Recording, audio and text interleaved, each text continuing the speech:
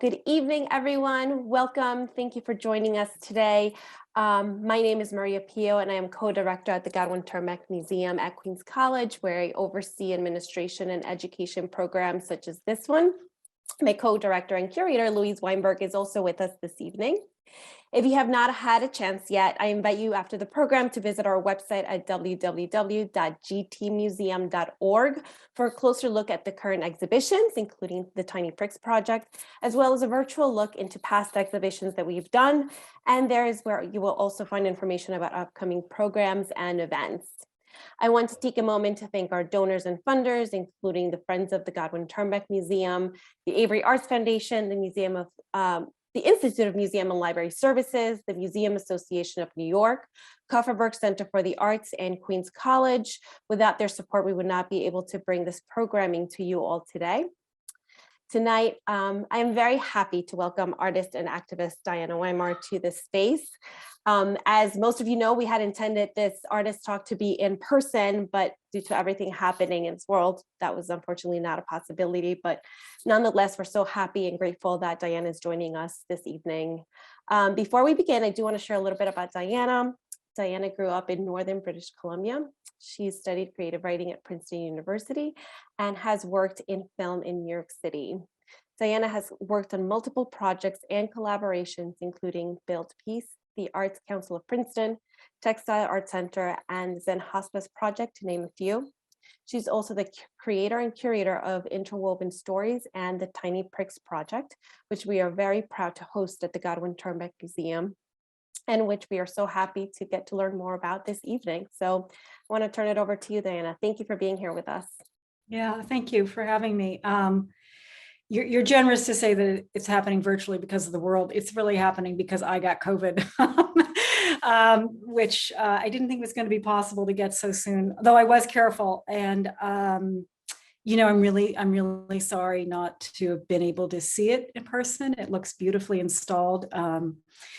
Louise is a participant and then a champion of the project. And this is truly, this exhibit, a pandemic exhibit, because I didn't come to install it. I didn't come to talk, and I won't deinstall it. So perhaps in some sense, it's like your child graduating, going off to college and then never calling you again or something, because it seems to be taking on a life of its own, which I'm really grateful for. And I'm also grateful, Maria, to hear that you're having some of the same experiences with the exhibit that I had when I still was at exhibits and able to spend hours and hours in the galleries. And we'll talk a bit more about that later. I wasn't going to start this way, but I want to start by reading a short email that I got after visiting with my OBGYN in Princeton. I promise this is not a grab 'em by the pussy reference, but she delivered 3 of my 4 children, and she'd heard the exhibit was there, and she sent me an email later. She said, did you mention your exhibit was at Queens CUNY this week? If you're in Flushing, Queens, this is where I grew up. Got there from India at the age of 8. Went to Queens College just before I turned 17. She's kind of smart. It is where I made close friends who still live there, and was encouraged to go to medical school by amazing professors who I still remember. It was the first time I was exposed to the arts. The art history course sent me to all the museums in New York City. I saw Itzhak Perlman, the Colden Auditorium, and listened to music for the first time. I am so glad you have an exhibit there. So I think that's a kind of ringing endorsement. Brenda must be about my age. So she's probably 52 or so, or maybe she's younger. Well, I don't know. So I imagined 8-year-old Brenda, who came from India, coming by and seeing this exhibit right now. And I think that both sort of broke my heart and says something about where we're at right now. Is she was walking through that exhibit and saw pieces like Send Her Back, or the language that came out of the Trump presidency.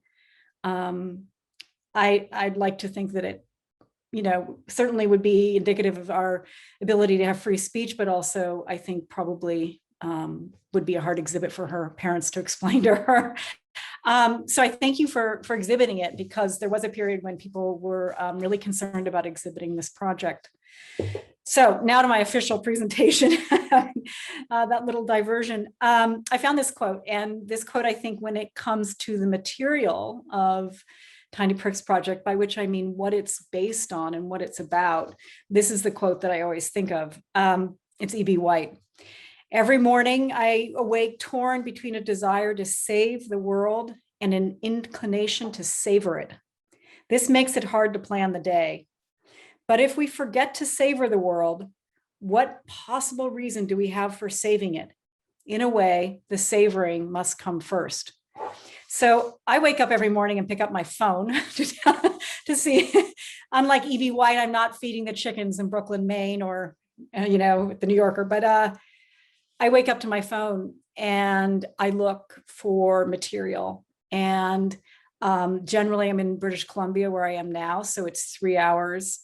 You guys on the East Coast are 3 hours ahead and the news is already started. And I'm not sure the news ever stops, but there's sort of a peak to it. And you wake up in the morning and CNN says, this is what you need to know today.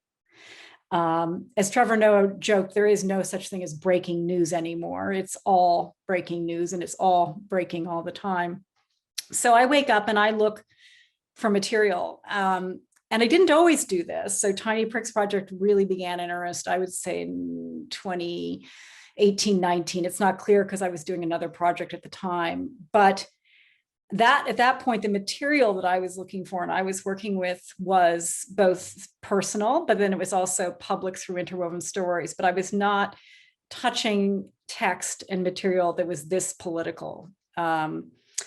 And I, in 2018, finally sort of had a moment where I broke through into the language of the Trump presidency. And Trump said, I'm a very stable genius. And I had an hour-long car ride. I was not driving, I assure you, from Princeton into New York. And I grabbed a needlepoint seat cover that my grandmother or great-grandmother or somebody in my family had made at one point, and then somebody had decided to give to me. And I didn't like the colors in this needlepoint piece, which is sort of interesting when I mean, maybe later had I realized what it would become, I might have reconsidered, but at the time it seemed like a piece of throwaway material and textile. And as an aside, I'll say that happens with Tiny Pricks.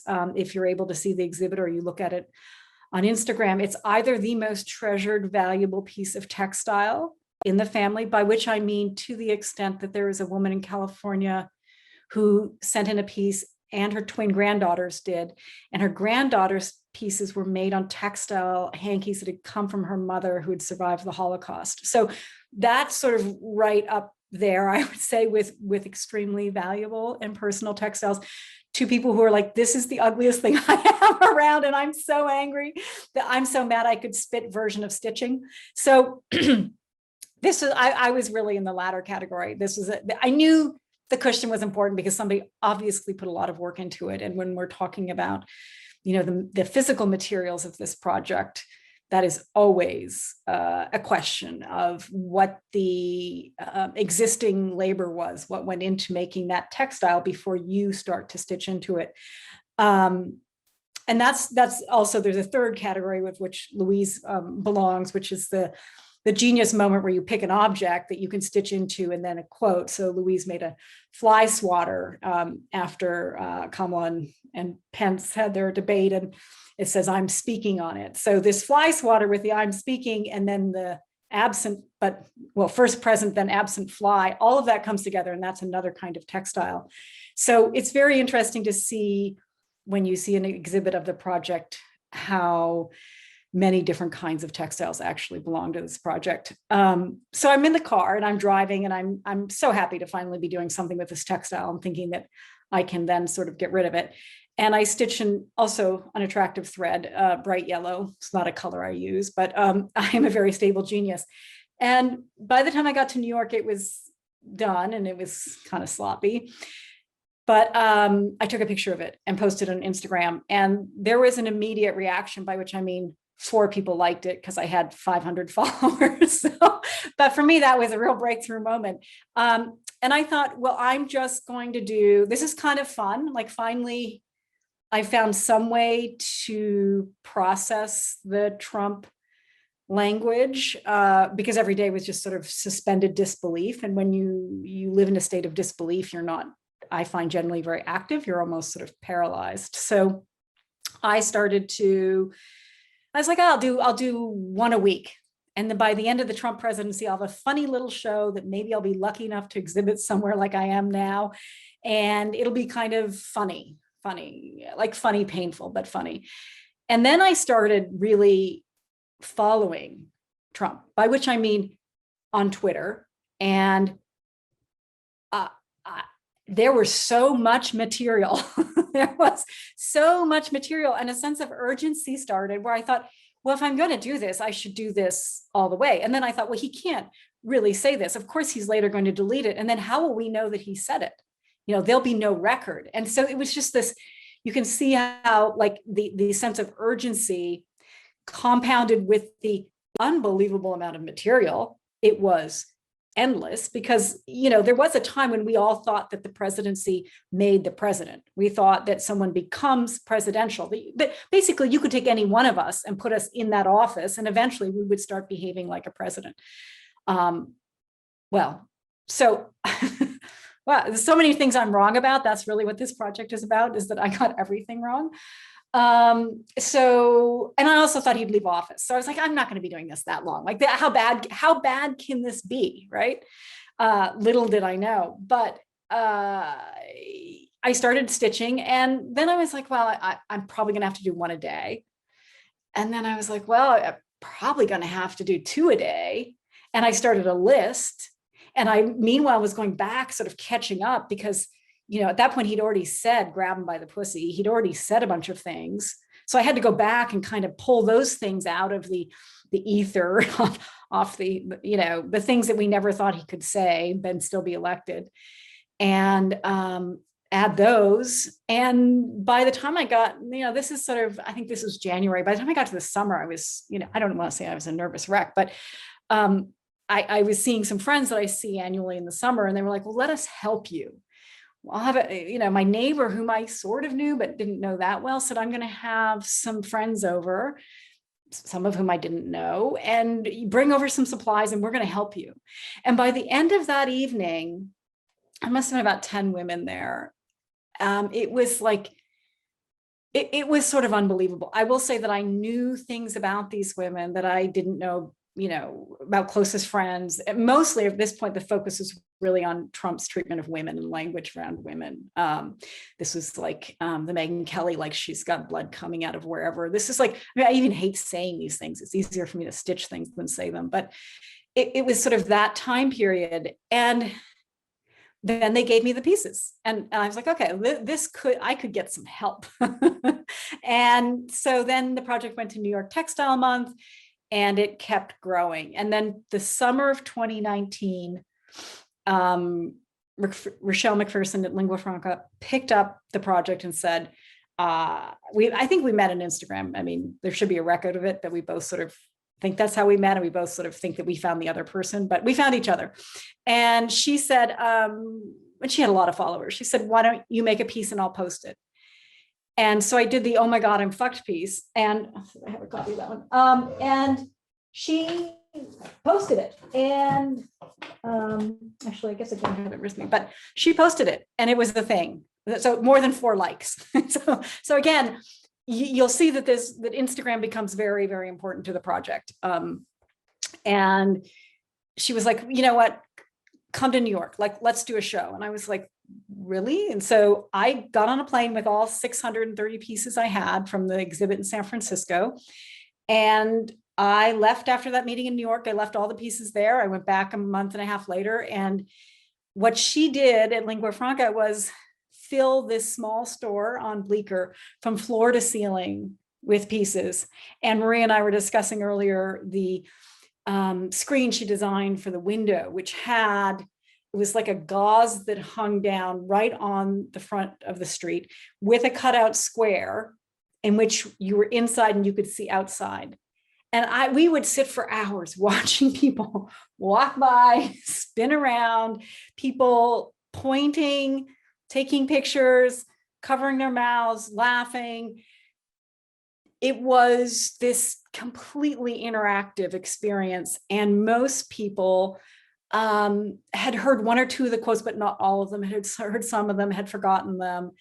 And inside the store was like being what I would sort of consider like being inside a Twitter feed. Like it was an immersive experience. And I often joke that we should have like a place for people to lie down and collapse or sort of recover from reading the quotes. And when you get to watch people reading this language and seeing these pieces, you really learn a lot about how people are processing an event, what they're thinking and what they're feeling about what is happening. And I would be in the space and I would have one person who was just horrified, and then another person who was laughing uncontrollably. And it was this kind of very intense experience because there are a lot of different ways to look at it. And as Maria and I were discussing earlier, when people say, well, is this true? Because that often happened, by which they mean, really, they mean, did he say it? Because he says things, it's true he said it, but they're not true things he's saying.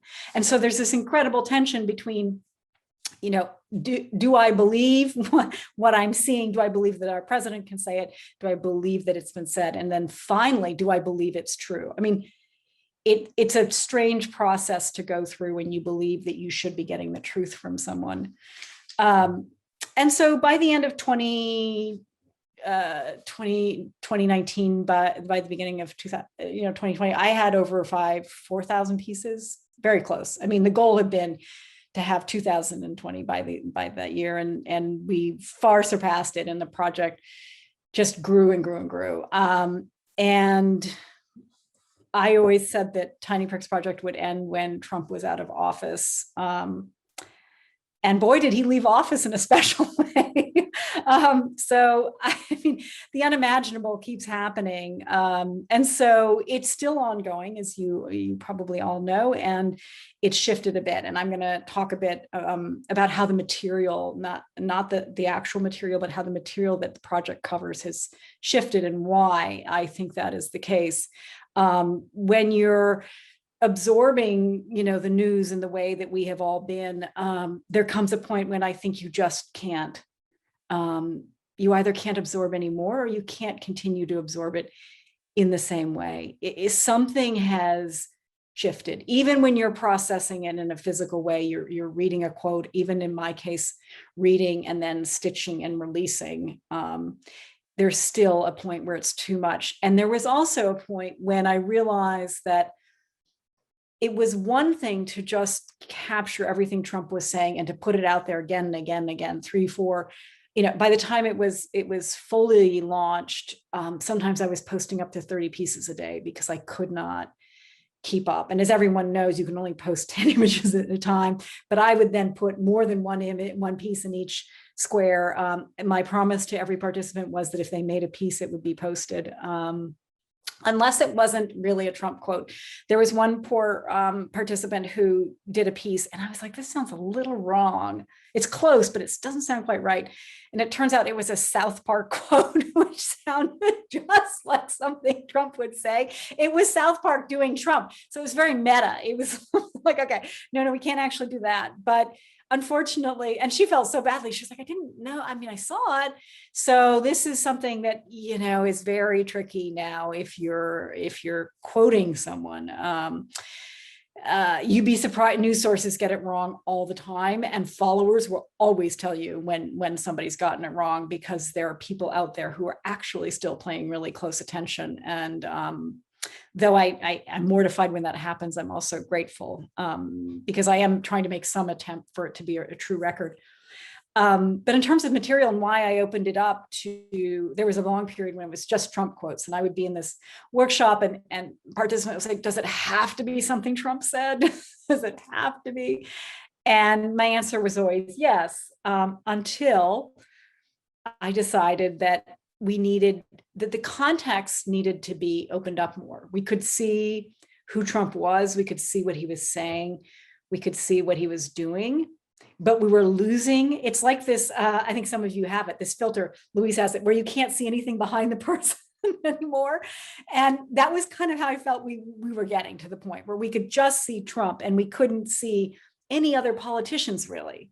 one would kind of like the fly with Mike Pence, sort of fly into view, and he would swat it and it would go out of view. But, I mean, right now, try to write down the names of 20 people, who and what they said during those early, the first 3 years of the Trump presidency, before all the impeachment hearings, because that's when, the perfect phone call, that's when these other voices came forward. So you had Alexander Vindman. I mean, I could have just fallen down the floor and died happy at that moment when he appeared on the scene, because suddenly the contrast to Trump was really hard to avoid. I mean, you had Pelosi, like Adam Schiff, you had Fiona Hill, you had people who could just talk and made sense.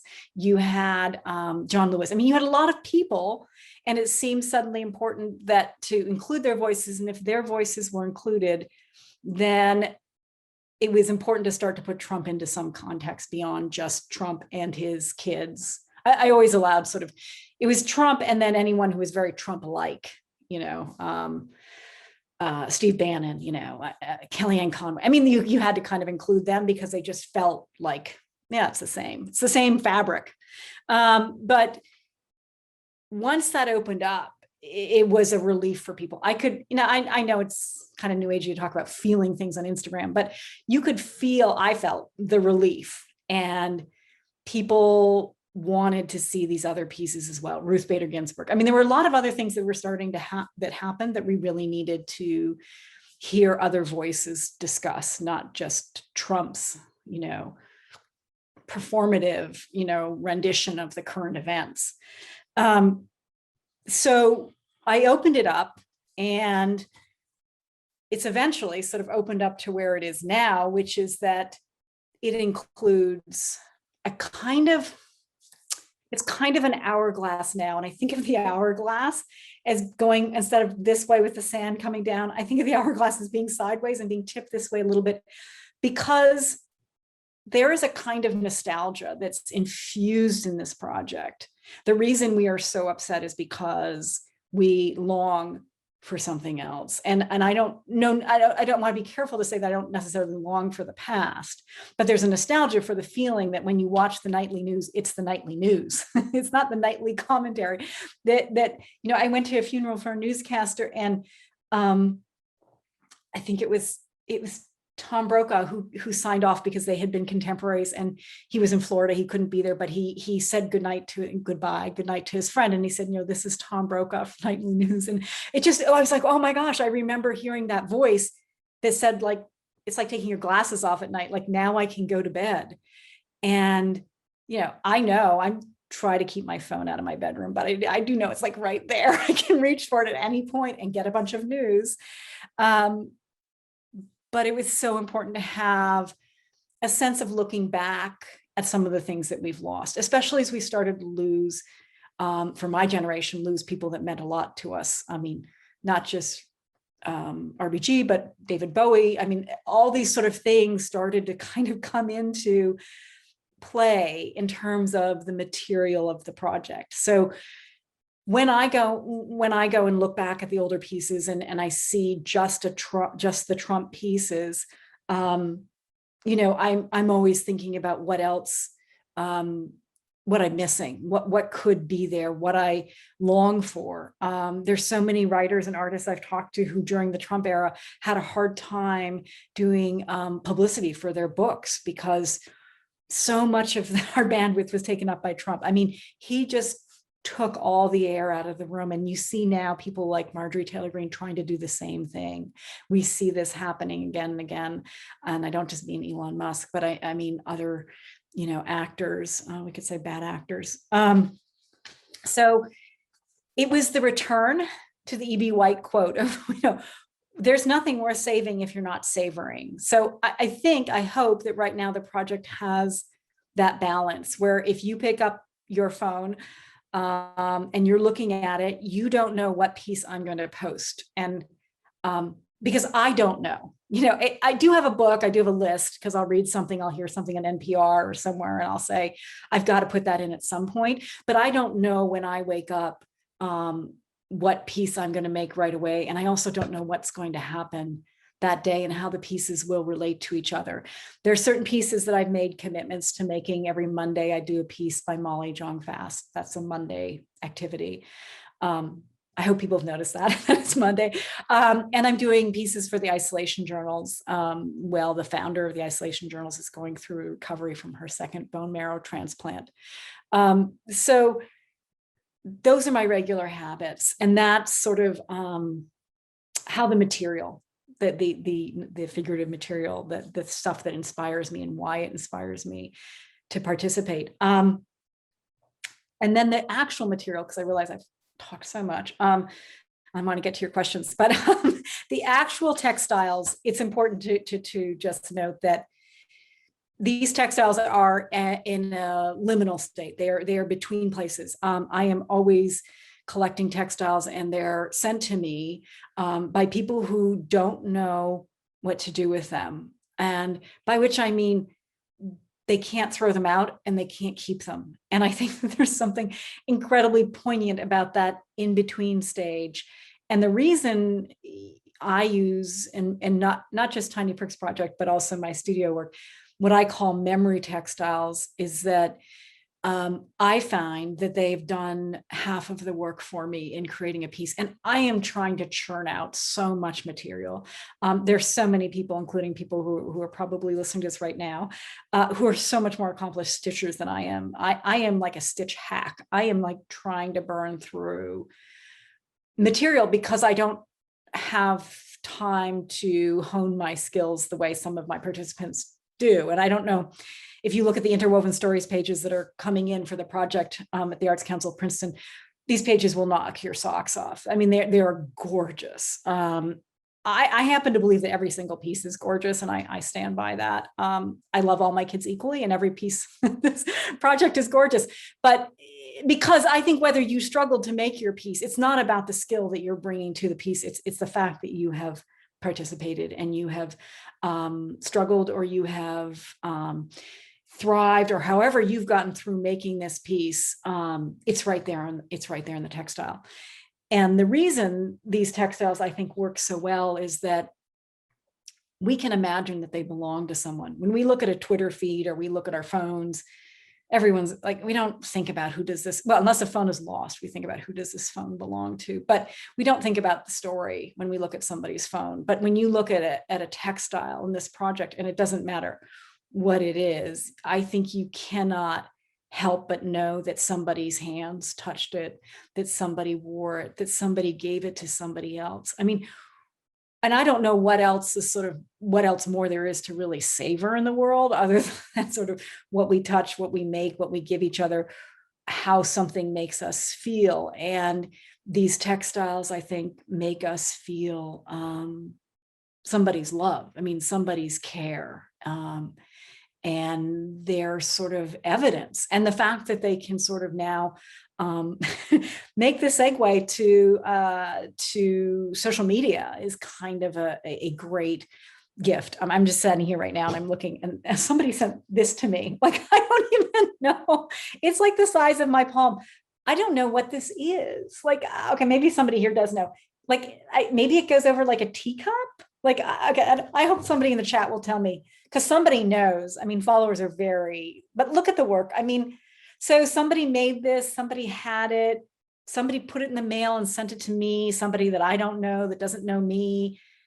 And then where will it go? You know, it'll end up on the walls of a museum at Queens or something like that. It's kind of an amazing process. So I mean, as I said to Maria, I can talk all day, even when I'm stitching, but I thought maybe I should take some questions, because I know this is, almost sort of around to dinner time for all of you. And I'd really love to hear what you think about the project or anything in general. Great. Thank you, Diana. This is so great to hear from you about how just everything came along and sort of where it's headed now. I do want to mention something that both Louise brought up right at the start, and you and I had talked about, just because I want to make sure everyone sort of gets this understanding. So one of the coolest things about seeing or having the show on our campus. It's sort of in the lobby area, right before you enter the museum. And Louise, feel free to unmute and interject at any point too.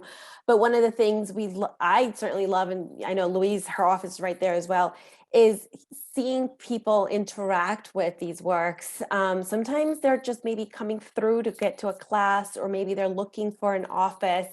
And I've noticed a lot of people stop and they'll start to look at what's on view, perhaps not knowing what they're going to encounter. And I love to see the reactions that we get, because, you know, it's a lot of reading through them.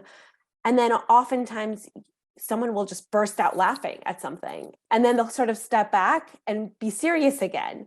And it's those types of reactions that I found so fascinating, because it really brings out, you know, sort of the last couple years, sort of, you know, like you just can't believe what you're here or seeing or reading.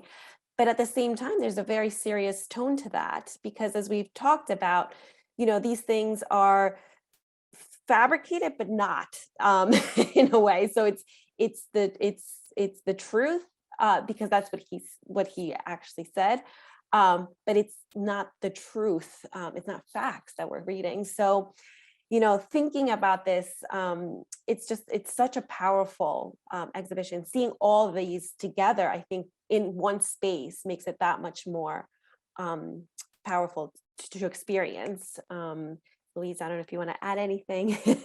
Well, I think it's so important for people to be able to experience these works in the flesh, so to speak, because their responses are visceral. You know, they're you know, on one level, you're responding to those horrific and exceedingly stupid things that he said, and the hurtful things, but also at the same time, you're to experience those works and the love that went into them, and then adding this other layer on top of it. And it's just mind-boggling that this universal response, this global response of people so upset and angry, and stitching it into toys and scrubbing sponges. And, you know, I said in the text panel, I said their invention is only matched by their anger, you know, the extent of their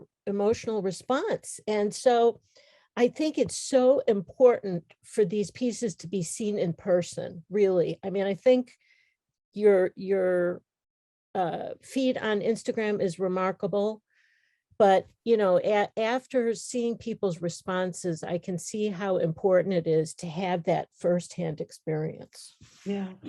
Thank you. I've gotten a fair amount of some criticism around this project, I would say, you know, more than I get, you know, in other aspects of my life so far. But one of them is that this project gives Trump energy, right? And I really try to sit with that concept that it gives him energy, because, you know, there is this sort of love, like there's a lot of love in this, like, yes, okay, so you're doing this because you're angry, you know, and generally we think that's not good, you know, control your anger, but this is a really productive way to process what's happening. And I keep thinking, well, I'm not really at the end of the day putting a lot more negative energy out there, because every piece is so amazing. That somebody makes something, they send it to someone they don't know, they release it, whether it's, you know, whoever it is, an 8-year-old in Italy to Roz Chast. I mean, they're all doing this. This is all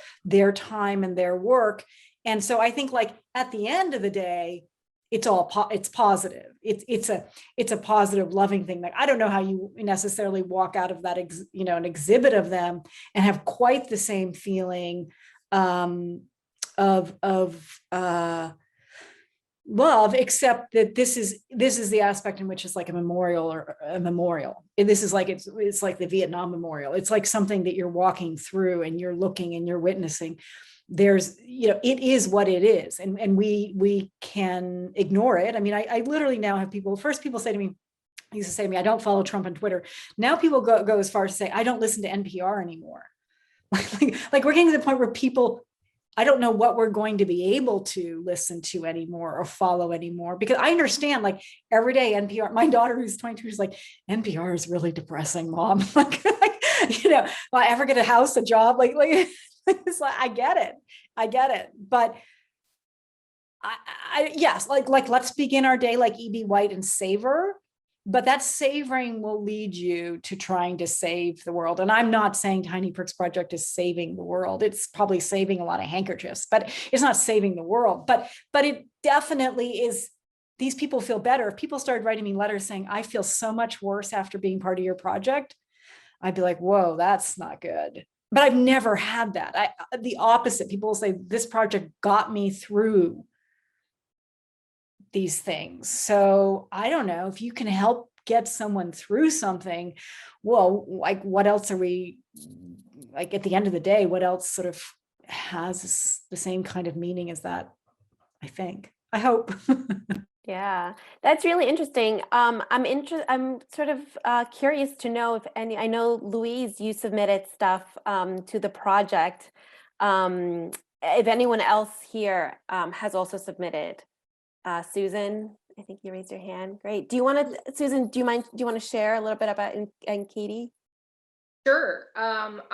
So first of all, Diana, thank you so much for the project, because I was so frustrated every day with what was coming across on the television. And in stitching, the quote that I stitched was about Megyn Kelly, blood coming out of wherever.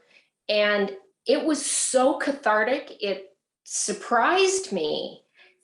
And believe it or not, I actually felt like I was doing something, like I was contributing something. And I made a commitment, and for a solid year, I stuck to it, that every time you posted, I read every single one.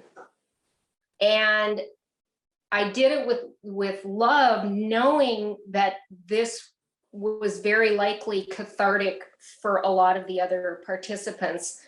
And I came to view this, your project, with softness and love about the effort that everyone is so frustrated and angry that they had to do something artistic with it. They had to put themselves out there. And so thank you. And there's no question in there other than I still follow you. I still love the pieces that are submitted. And I still occasionally read every single one that you post. And I think it's powerful. I see it as a loving offering. So thank you. Well, that I could retire on that, Susan.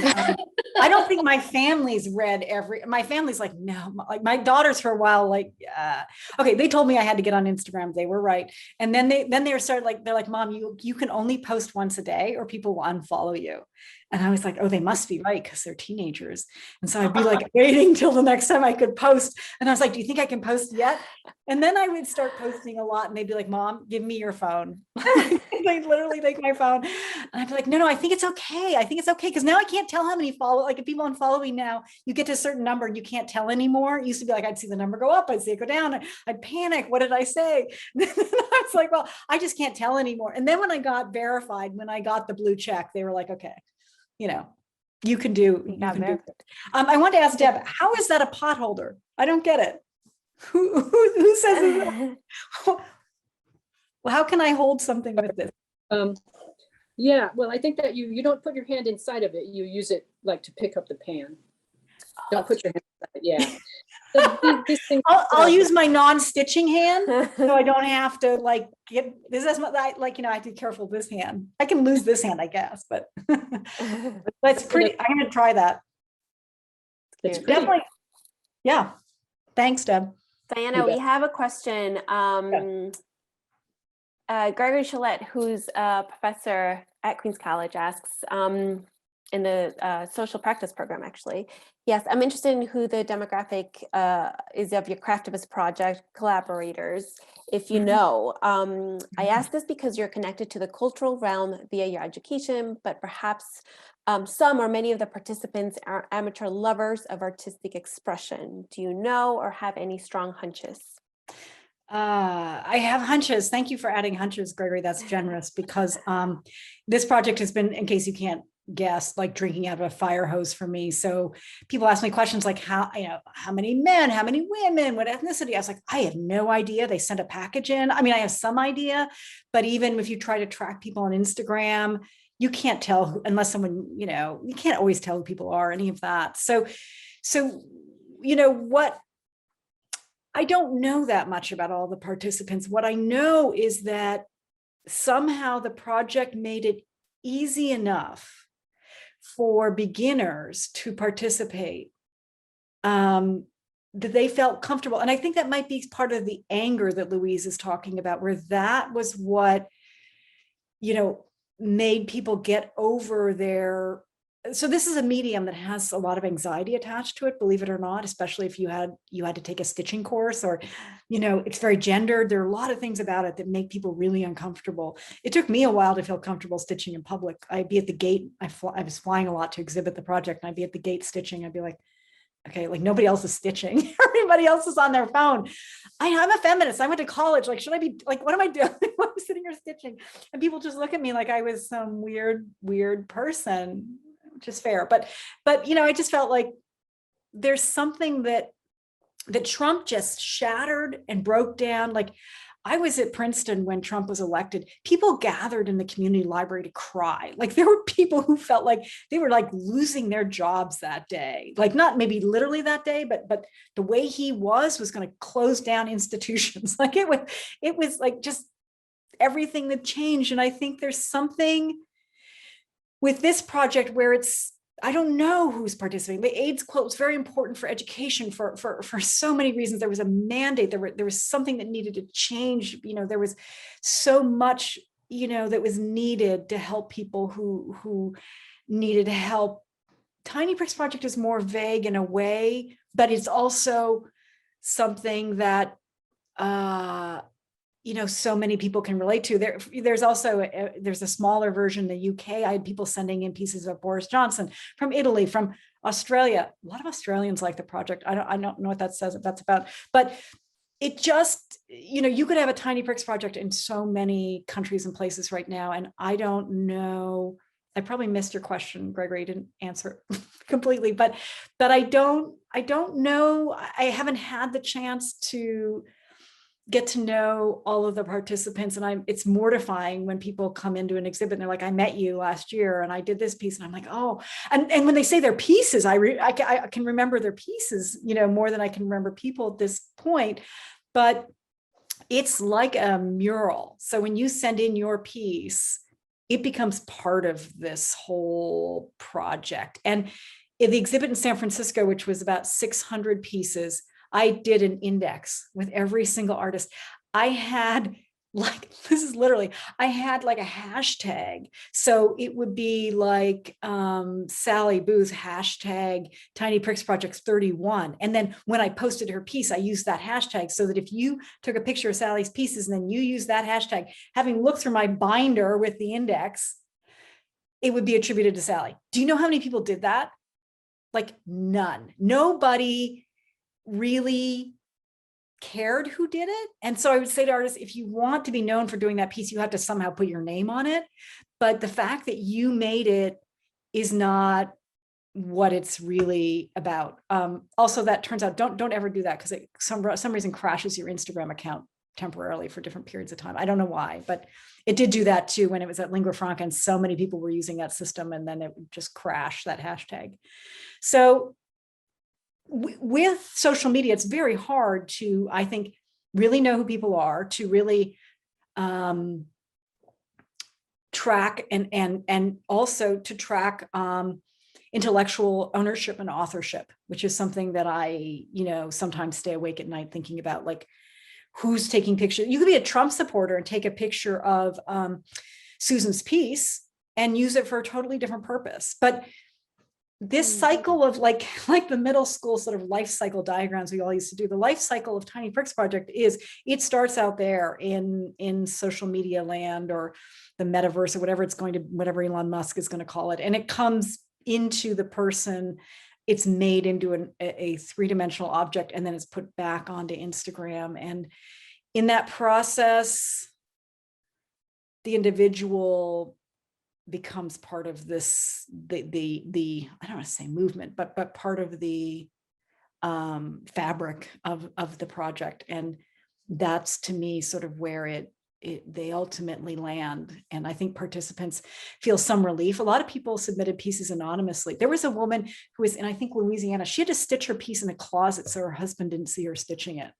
I mean, this is like, I know this is like, it's hard for us. I mean, I'm in British Columbia, and you guys, there's some, most of us can talk about politics where we are, but I saw a huge shift from 2019 to after the pandemic, when people, wouldn't reshare pieces. They would like them on Instagram, but they felt uncomfortable putting the pieces on their own Instagram accounts.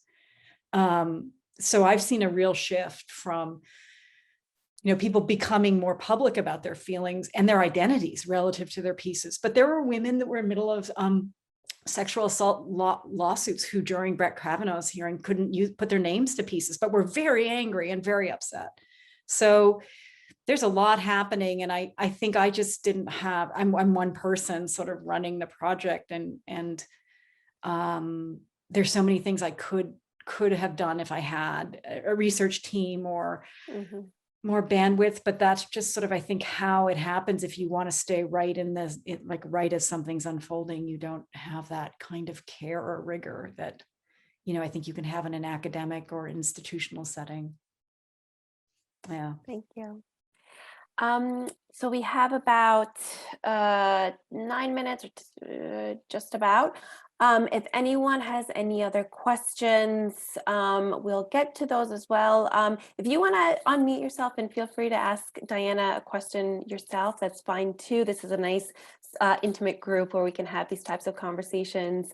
Diana, really quickly, since you mentioned, and we know sort of Instagram, sort of the driver of this, I'm wondering, has Instagram ever banned or said or done anything to anything that you've posted? And the reason I ask is because a couple weeks ago we had another artist, Adel Rodriguez, who talked about sort of his work and how Instagram completely shut down his account and sort of censored what was being put out there. Again, he does a lot of political cartoons. So I'm just wondering if you have experienced any of that. Nobody really pays attention to the stitchers. I mean, you pick the most, I don't know, Louise stitched into a fly swatter. Like, I don't know. I kind of think like it kind of goes under the radar in that way.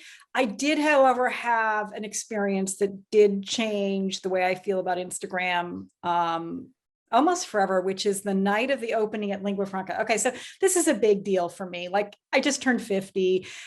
It was this big opening in New York. New Yorker was there. Vogue, I forget, a bunch of people had done pieces on it, and the New Yorker writer was at the opening, and the Resistance Revival chorus was singing. I mean, it was just it was like one of those most amazing nights of your life. And at some point, I'd given my phone to my daughter, and she was going to post stuff. And at some point, she came to me and she was like, "Mom, you're like, I can't get your account or something." And I was like, "Oh, well, like, don't worry about it now. We'll do it later." Because I knew Lingua Franca was, they're so professional. And then when people left, my daughter came and she's like, "No, Mom, really, your account is not here." I was like, "What do you mean it's not there?" And then I looked at my phone, and it was not there.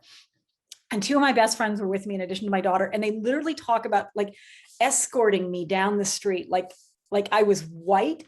We went to Corner Bistro. I think I ate a hamburger. I don't even remember. I think I sat there, and the only call I remember making is calling my husband, who was at home, Victoria. And I said, "Call Instagram and get my account back." And he's like, "You don't call Instagram. There's no one to call." And I was like, "What do you mean? There's like customer service." He's like, "It doesn't exist, honey." And I was like, "No, it must exist. My account is gone." And meanwhile, Lingua Franca is calling me, and they're like, "Where's your account?" And the New Yorker writer's calling me, and everyone's like, "Where's your account? It's gone." And in middle of the night, like 2 a.m., my husband said, like, this is what you have to do. We have to contact Facebook in this way. I literally had to hold up a piece of paper at 2:30 in the morning with my signature, with my case number on it. And I still have a picture of me holding it. I look like a mugshot, like I'm terrified. And I was going to bed that night and I thought, okay, I do these scenarios in my head. Okay, so this is not the worst thing that's ever happened to me, because would I rather that the collection had burnt down at that point, like it's what, 650 pieces, or my Instagram account is deleted? Okay, which, okay, I was like, okay, I guess long-term it'd be better that my Instagram account was deleted. Meanwhile, like other people are spinning it. They're like, oh, it's Trump. Trump has deleted your account. I was just hitting 10,000 followers. And they're like, oh, it's, this is the story. Like they found out about you. And I was like, I don't think so. I don't think he cares. But that was a story. Something happened and I can't really reveal how exactly it came back, but it came back. And, I stopped just short of like hiring a cybersecurity team. And that day, I just gave my phone to somebody else because I was checking it every 2 minutes. I was like, is it back? Is it back? Meanwhile, I feel like a complete fraud because I've come, to New York. I've had the show. These amazing people put all this time and effort into it. All these participants want to see pictures. And it's gone. And you think your social media accounts are your own. You think that everything you're doing right now on your computers in your life is yours. It is not yours. It can disappear. It can just disappear. And it was like wasn't like my house had burnt down, but that was a year and a half of work. Like that's every comment, every post. It was everything except for the physical collection. And I'm trying to grow the project. And at the worst possible moment, it's not there. It was the next day, finally a friend texted me and she said, it's back. And I said, is it really back? And she said, it's back. And I got my phone and I looked at it and it was back and I started to sob. So that like gives you, so I never take it for granted that I can go right now to my phone and all of the work that I have done every day I have posted for years now. All the work all of you have done, all the work that everyone who has exhibited this project, who's commented, who's followed poor Susan for a year, everyone who's been part of this project, it might not be there. So when we talk about a material culture and a material world, this is something I value and I can't put a value. Now my husband's changed like passwords. Like I can't even log into my own account now without him, but still, nothing can happen to him. That's what I have to say. But still, it's not secure. Mm-hmm. And this is this is art on Instagram and it's not secure. You have security there at the museum. You have, fire alarm, like you have a whole system where you can support and keep artists' work safe. I can't keep my Instagram account safe. So when you realize that something is not actually yours, you don't take it for granted. And I, like this project wouldn't exist without Instagram. I believe that firmly. I think that it is very, very important, as Louise says, to feel it, to see it in person, because then you really experience the project. But if you can't, and so many of us couldn't travel for 2 years, imagine this, like, when the pandemic hit and so many artists and people had to stay home, they had to generate content for their accounts. I already had a content. We were already running at a high speed and there was no blip. Like the only change was that I couldn't ask people to mail in their pieces because I felt that I couldn't ask, especially older participants. I once had a woman in New Hampshire. She's like, I sent my husband to the post office in a snowstorm. I was like, why? To mail in her pieces. I was like, don't do that. I don't want something to happen to your husband, like in the middle of a snowstorm driving to the post office. And I didn't want something to happen to people. So I started to accept virtual submissions, which is one of the things I said I would never do, because my sense was I wanted the physical collection. And if I posted people's pieces before they sent them in, they like put that piece somewhere. Or someone's like, hey, I want to buy that. Or their niece is like, hey, I really love that. You're so cool. And they send it to their niece or whatever it is. Like I can make up all the scenarios because people love this work. I mean, it's amazing. But without the physical collection, I would have nothing to show you in person. So I'm not saying that the in-person is not important, but the Instagram especially during a pandemic. Yeah. Look at this. This is how we're doing a talk now. Like before that, we would all be in person, hopefully. But we're going to be doing this for a long time. And that's okay, because I'm in Victoria, BC, and I can't be with you right now. So that's just how, yeah. I'm not sure what I started that rant, except that your account can be deleted. Yes. No, it's very important to think of that, because it's something that, again, I myself hadn't thought about. But I feel like I hear it happening a little bit more often now. So I'm just wondering how artists are grappling with that in their own accounts. Yeah, and if Elon Musk doesn't like you at this point, Yeah. you know, you can say you're not on Twitter, and Twitter, you know, some people's livelihood. I mean, Twitter is important for some people. You know, even the president can be kicked off Twitter. That's complicated. I have mixed feelings about that. I mean, but yeah, you're right. You know, this is not, we can't take for granted what this medium, how social media makes things accessible for artists and people who are trying to communicate with each other. Absolutely. Well, we're just at time, but I do want to add, before we end with Louise's question, Cindy said that she's the person who sent you the hot pad dress at Odzaka 7 and the mini kimono. Oh, It does look fantastic. really Thank you, cute. Cindy. Yeah, That's so Cindy. now we get to meet in person. There's a little, there's an antique shop in our town, the Antique Emporium, and it has it had an unbelievable collection of, you know, doilies and hankies, and now Diana has them all. Cindy's, this is an understatement. Cindy's like my drug dealer, like my textile dealer. She's got she's incredibly talented and found so many pieces, and that's been an overwhelming contribution to the project. That is the equivalent of like Instagram, to have somebody who sends you so many textiles, because that is a process that, well, we think textiles are everywhere, and they are. They're also not everywhere. When you want to go looking for a certain textile, you got to either pay a lot for it, and there's certain textiles people pay a lot for, or you've got to just like have someone like Cindy, or you just find it by random luck. And it's that old thrift store kind of that hunting and that looking and that seeking.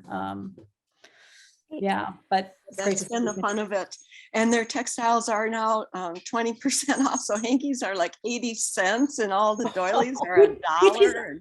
Unbelievable, because the place I have to go to when I'm desperate in Hopewell, New Jersey, they're like $10, $12 each. Like, this just gives you a sense, like, we could have an endless conversation, Gregory. That would be interesting, about the economics, like what is actually available and what people think things are worth. And it has a lot to do with where you are in the country, right? Like, it's where this and how people value it, you know, and you know, how much the real estate costs in that place. So it's interesting. Expect a box from me. Now I know what you want. Do you have a warehouse where you I keep am so everything? easy to shop for. I'll take all your great aunt's stuff. Let me just put it that way. I do say to my husband, like, I would like some textiles for Christmas. What does the volume of 5,000 pieces, what does that take up physically? That's about, so how many do you have there? I can't remember. We have about 150, I think. Yeah. So it's right now about 12 bins, plastic bins. And with the exception of the pieces that you guys have, they've all, at one point they were in 3 different cities, but now they've all come to an undisclosed location. An undisclosed barn somewhere. Because we don't know who's listening to this conversation. I'm not paranoid. At one point, my mother, who gets so excited, she was like, maybe you will get to a point where you can't cross the border. And I was like, I don't think so. I don't think they care that much. Again, you know, that would be amusing. More amusing than having my Instagram account deleted. Don't delete it. Diana, I'm gonna end it with the last question, actually, from Louise. Or Louise, do you want to ask it yourself? No, so I'm just quickly, because I know we're out of time, but I know you're working on Tiny Pricks. I know you're working on Interwoven Stories. Will these projects go on indefinitely, or do you see some end and then you're going to go do something completely new, or just how do you see that for yourself? It's a really good question. So it's always new. I mean, I will say the medium stays the same, but there's something that's always new about this Right. because I am tethered, like there's an umbilical cord to what's sort of happening, and there are new writers every day, there are new artists, there are new people, there are things happening. But after 24, I think like I don't know what's going to happen in the next election. And I did say, you know, I would, when Trump was out of office, Tiny Pricks would end, but then Tiny Pricks became something else. Like I did think sort of like the lights would go off, like everybody would leave the account and go off and do something else. But it turns out that everything keeps going. I think what happens in midterms are important, and then 24, which is really just right around the corner. It's the second time. If he's elected again, if someone like him is elected, I'm definitely going to be there for that. I mean, I'm going to be here in Canada for that, but no, and I am American. So I'm obviously, I care very, very much. And I come back to the States all the time. I'm not hiding here, but yeah, and I think Roger Stone is advising somebody in Ontario or something. Like, I think Roger Stone, I just read, is like, we have some issues here. We had the whole freedom convoy. So stuff is, you know, it's all the borders are sort of porous still, but I'm definitely going to keep doing it for now. When it's time, I will definitely stop and then probably have a whole blood transfusion, you know, like Keith Richards or something, like just get all Trump blood out of my body, donate it to science. Like, what does it look like if you stitch, you know, through the Trump presidency? I don't want to say plural. And then, yeah, something else, but I'm not tired of the medium, and I'm not tired of any aspect of it other than getting COVID twice. So I'll stop when I'm tired, and I don't know how this ends. Like, conceptually, I don't have an ending in mind for how the project ends. And I thought I did, because I thought it was like when he's out of office, but then like you cut off the head and all these other heads grow, like, you know, so maybe I just have to decide, like, okay, this is enough. There's something else that I should do. I don't have an answer to that yet. That's fine. We will see. We will be following you. The morning I wake up and I don't go to my phone, then I'll know. We'll be wondering. Yes, we'll direct message you. When my account I'm sure you get disappears, those. and I disappear somewhere into the woods, but back into the wilderness. No, I don't know. Well, thank you so much, Diana, for being Thank with you. us. Yeah, thank this you all so evening, for much. spending the, Yeah, your time thank with you. us. And thank my you all for joining us Yeah. for this virtual program. The college right now, unfortunately, is still very strict with who can enter the campus. So we can't, just allow anyone to come in to view the exhibition, unfortunately. But if you are nearby or want to take a drive, we could certainly work to get you in to see the exhibition. So if you do want to do that, feel free to email us. I'm going to put the email in the chat, gtmuseum@qc.cuny.edu, which is the same email that you used to register for this talk. So feel free to send us an email and we'll work with you to get you in to see the exhibition. The exhibition runs until next week, so we have very limited time. But I have a feeling, and Louise and I always talk about this, and I have a feeling this is not the last time that we'll have this type of work in our space. So very grateful to all of you for joining us this evening. And thank you. Thanks for being here. Be well, everyone. We'll see Thank you you guys soon. so much. Thank you. Thank you, Wonderful Diana. presentation. Thank you. Bye. Thanks, guys.